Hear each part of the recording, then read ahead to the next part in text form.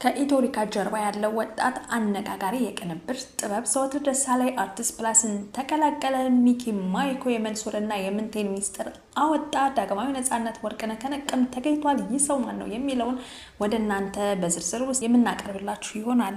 ሰላም እንደምንቆያችሁልን በአገር ውስጥም በውጭም ያላችሁ የተወደዳችሁና የተከበራችሁ ቤተሰቦቻችን እኛን የመጀመሪያ ምርጫችሁ ስላደረጋችሁን ከልብ ላመሰግናችሁ እወዳለሁ። ይህ ዛምራን አዲስ ቻናል ነው። ዛምራን አዲስ አዳዲስ ወቅታዊ አዝናኝና አስተማሪ የሆኑ መረጃዎችን የምናቀርብበት ቻናላችን ነው። ቻናላችን አዲስ ቻናል ነው እና ከእናንተ ውድ ቤተሰቦቻችን ቀና ትብብራችሁን እፈልጋለሁ። ቪዲዮ ላይክ፣ ሼር፣ ሰብስክራይብ በማድረግ እገዛችሁን እፈልጋለሁ። ለትብብራችሁ ከልብ እያመሰገን ወደ ዝርዝሩ መረጃ አልፋለሁ።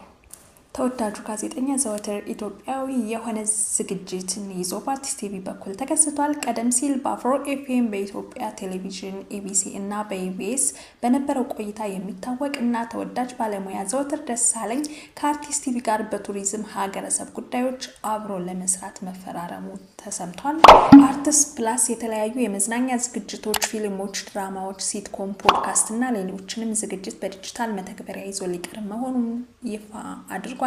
አርቲስት ፕላስ ይዟቸው ከሚመጡ ዝግጅቶች መካከል አንዱ አዲስ ፕላስ የተሰኘ ዓለም አቀፍ ማህበረሰቡን የሚያሳትፍ የእንግሊዝኛ ፖድካስት መሆኑን ዛሬ በመግለጫው ወቅት ዋና ስራ አስፈጻሚው አቶ ራፍቱ ኤሎ ገልጿል። ይህን ፖድካስት በማዘጋጀትና በማቅረብ አቶ ዘወትር ደሳለኝ አርቲስት ፕላስን መቀላቀላቸው እንዲሁ በይፋ ተበስሯል። አቶ ዘወትር ደሳለኝም በበኩላቸው አርቲስት ፕላስ ህልማቸውን የሚያሳኩበት ትክክለኛ ምርጫቸው እንደሆነ ገልጸው ኢትዮጵያውያንን የሚያኮራ ስራ ይዘው እንደሚመጡ ቃል ገብተዋል። በማስከተልም አርቲስት ፕላስ ደ ኦሪጂን የተሰኘ ተከታታይ ዘጋቢ ለተመልካች ሊያቀርብ መሆኑን በማስከተልም አርቲስት ፕላስ ደ ኦሪጂን የተሰኘ ተከታታይ ዘጋቢ ለተመልካች ሊያቀርብ መሆኑንም እንዲሁ አብስሯል። ይህ ዘጋቢ ፊልም ዓለም አቀፍ የጥራት ደረጃውን ጠብቆ የተለያዩ የሀገራችን የቱሪዝም መዳረሻዎችን እንዲሁም ኢትዮጵያን ምድረ ቀደምት ያሰኟትን ታሪክ፣ ባህልና ትውፊቶች በስፋት እንደሚያስተዋውቅም ገልጿል ማለት ነው። ተሰርተው ከተጠናቀቁትም ደ ኦሪጂን ዘጋቢ ፊልም ምዕራፎች መካከል ሁለተኛው ምዕራፍ ደ ኦሪጂን ኦሮሚያ ቲክቶከር የአብስራ ፍጹም ሆስት ለማድረግ አርቲስት ፕላስን መቀላቀሏን ዛሬ በፊርማ ስነ ስርዓቱ እንዲሁ ይፋ የተደረገ ሲሆን ሌሎች ክልሎች ላይ የሚሰሩትም ዘጋቢ ፊልሞች ማን እንደሚያቀርባቸው በቅርቡ ይፋ እንደሚያደርግም ተገልጿል። ስለዚህ ውድ ቤተሰቦቻችን እኛ ደግሞ ተከታተልን ወደ እናንተ የምናደርስ ይሆናል ማለት ነው።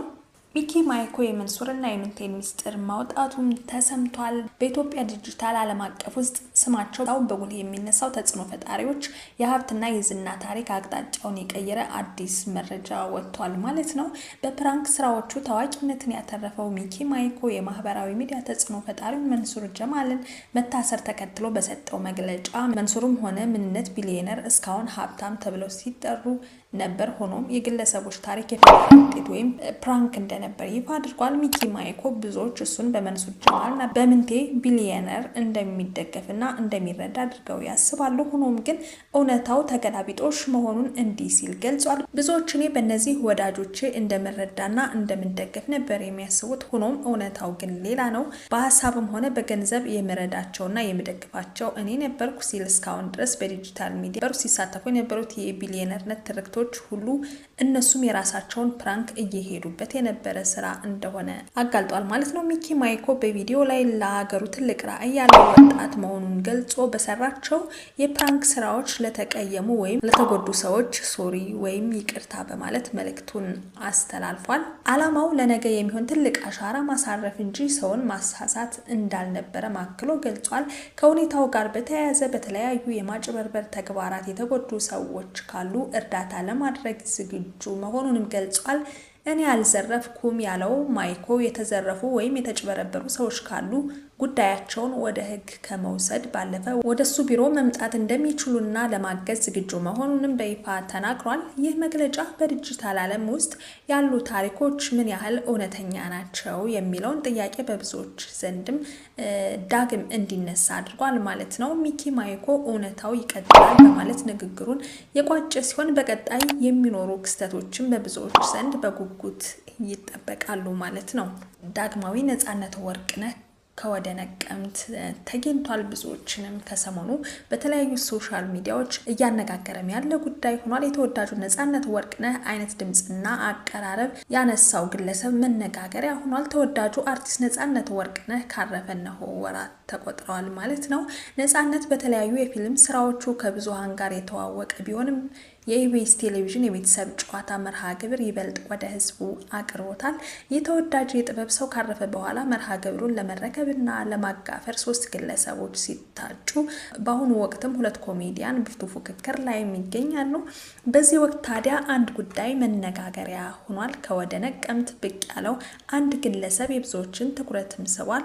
አንዷለም የተባለው ይህ ግለሰብ ያወጣው ቪዲዮ ከተወዳጁ አርቲስት ጋር በፊት መልኩ ውጪ በድምጽና አነጋገር ሙሉ አርቲስቱን ሆኖ ብዙሃን ሲገረሙበትም ተመልክተናል። በዚህም ብዙሃኑ ግራ በመጋባት እየተቀባበሉት የሚገኝ ሲሆን እርሱ የቤተሰብ ጨዋታ ይምራ የሚሉም ድምጾች ተበራክተዋል። ካለባበሱ የብረት ቤት ሰራተኛ የሚመስለው ይህ ግለሰብ ምናልባት የህይወት ምዕራፉን የሚቀይር ነገር አጋጥሞት ይሆን እያስባለም ይገኛል ማለት ነው። እስኪ ውድ ቤተሰቦቻችን የእናንተን ሀሳብ ማወቅ ስለምንፈልግ ኮሜንት ላይ እስኪ አስቀምጡልን ሀሳባችሁን።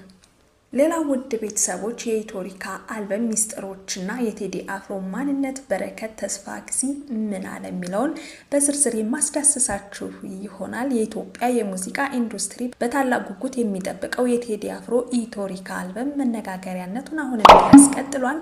የአልበሙ 9 ያህል ዜማዎችን ያቀናበረውና ከቴዲ ጋር በቅርበት የሰራው ወጣቱ የቅንብር ጥበበኛ በረከት ተስፋ ከአርቲስት አምለሰት ሙጬ ጋር በነበረው ቆይታ ስለ ስራ ሂደቱና ስለ ቴዲ አፍሮ ያልተሰሙ ሚስጥሮችንም አጋርቷል። በረከትና ቴዲ የተገናኙት በአጋጣሚ ቢሆንም ቴዲ የወጣቱን ተሰጥኦ ለመለየት ጊዜ አልወሰደበትም ማለት ነው። በተለይም ከፍተኛ አድናቆትን ያተረፈችውን ናእት የተሰኘችውን ነጠላ ዜማ በማቀናበር አቅሙን ያስመሰከረው በረከት ይህ ስራው ለሌሎች ታዋቂ ድምፃውያንም በር እንደከፈተለትም ገልጿል። ቴዲ ነገሮችን የመረዳት አቅሙ እጅግ ከፍተኛ መሆኑንና የስራ ሰዓት አክባሪነት ለስኬቱ ዋና ሚስጥር እንደሆነ በረከት ገልጿል። ከሙዚቃ ባለፈ ቴዲ መጽሐፍ ቅዱስን የመረዳት ጥልቀቱ የተለየ እንደሆነና ለወጣት ባለሙያዎች ምክር የማይነፍግ ምስኪን ሰው መሆኑንም አክሎ መስክሯል።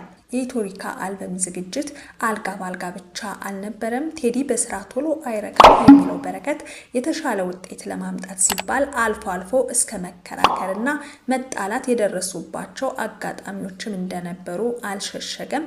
ቅንብሩ በጋራ የተሰራ ቢሆንም ቴዲ ግን ዝናውና ክብሩ ለወጣቱ ባለሙያ እንዲሰጥ የሚፈልግ እጅግ ትሁት ሰው መሆኑን በረከት ተናግሯል።